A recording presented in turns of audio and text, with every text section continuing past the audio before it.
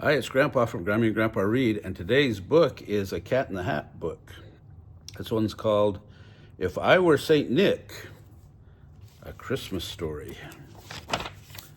It's written by Alastair Heim and illustrated by Brannon. So here we go. A letter just came from the big man in red. He sent it to me. Oh, the things that he said.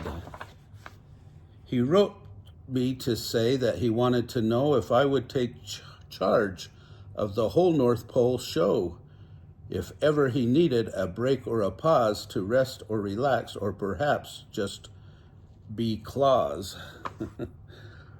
If I were St. Nick, oh, what fun it would be. Just think of what Christmas would be like with me. If I were St. Nick and the North Pole were mine, thing one and thing two would wrap line after line of twinklish tinsel around every tree and cover the buildings in twinkly glee to make the most tinsel-ish sight you could see.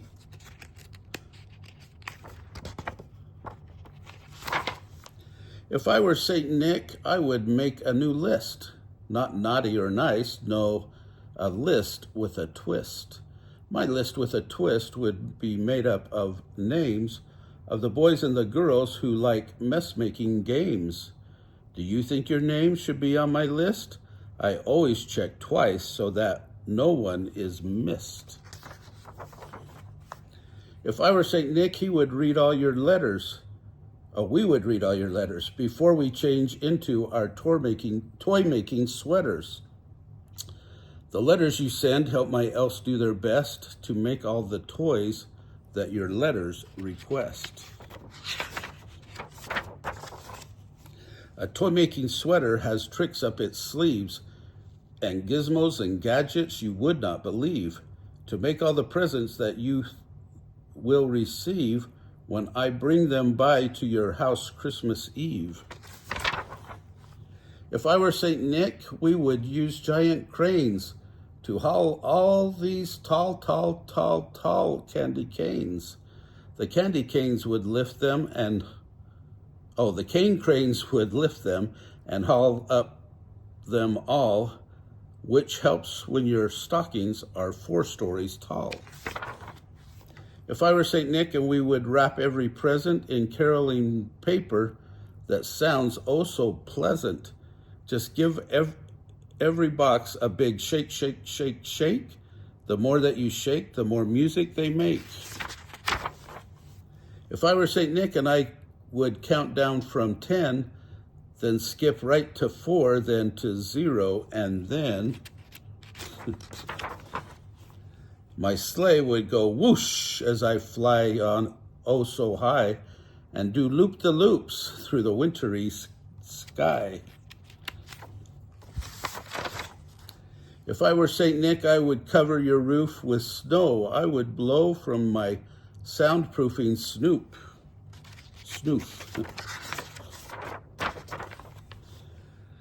The snow from the snoof would drop with a plop and quiet the sound as we slide to the stop to keep you asleep when we land up on top.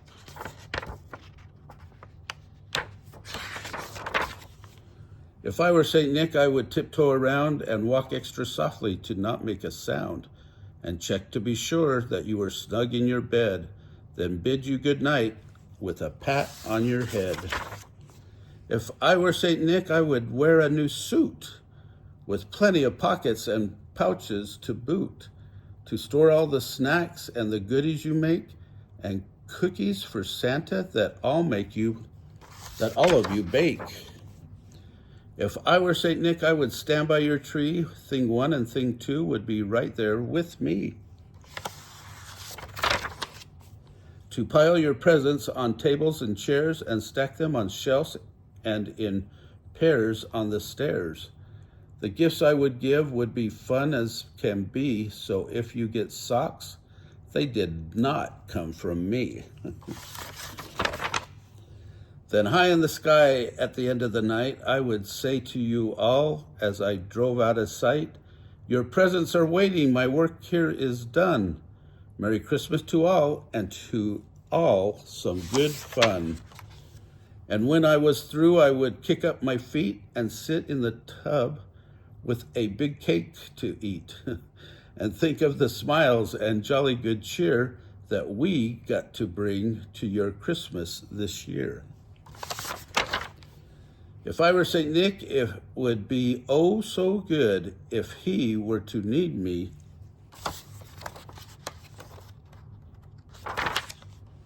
Do you think I should? Do you think he should bark yes or no to Santa Claus, to St. Nick? I think he should say yes, right? Why not? If you like this book, smash the like button down below, give us a big thumbs up, subscribe to our channel of Grammy and Grandpa Read, and watch the playlist for Cat in the Hat and the playlist for Christmas, and have a good day.